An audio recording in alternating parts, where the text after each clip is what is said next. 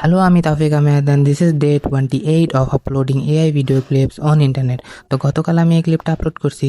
এটার রেজাল্টগুলো যদি এখন আমি দেখি, এটা থেকে ভিউ আসছে 1.7K, ভিউয়ার্স আছে 1.4K, ইন্টারাকশন 30, ওয়াচ টাইম 2 ঘন্টা 40 মিনিট এবং 0 ফলো এই ক্লিপ থেকে।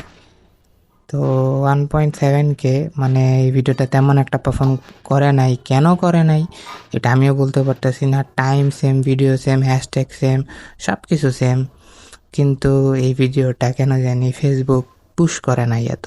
অনলি মাত্র 1.7K ভিউ। ইউটিউবে যদি দেখি সেম ক্লিপ, অ্যানালিটিক্সটা যদি আমি চেক করি, ইউটিউবের অবস্থাও আসলে এরকম একটা ভালো না। এই যে মাত্র 52 ভিউ, 52 ভিউ, কোনো সাবস্ক্রাইবারও কেন হয় নাই। কিন্তু ফেসবুকে হঠাৎ করে একটা আজকে ড্রপ দেখতে পাইলাম। আজকে আরেকটা ক্লিপ আপলোড করব, এই ক্লিপটা আপলোড করব। আমি প্রতিদিনই এই ভিডিও ক্লিপ আপলোড করে থাকি এবং প্রতিদিন সেগুলো আপনার সাথে শেয়ার করি। আমি দেখতে চাই আদৌ এই ভিডিও ক্লিপ আপলোড করে আর্নিং করা পসিবল কি পসিবল না, যদি পসিবল হয় কত দিনের মধ্যে পসিবল, কী পরিমাণ আর্নিং করা যায়, আদৌ শর্ট ফর্ম কন্টেন্ট দিয়ে আর্নিং করা যায় কি যায় না, নাকি লং ফর্ম কন্টেন্টে আমার শিফট করতে হবে।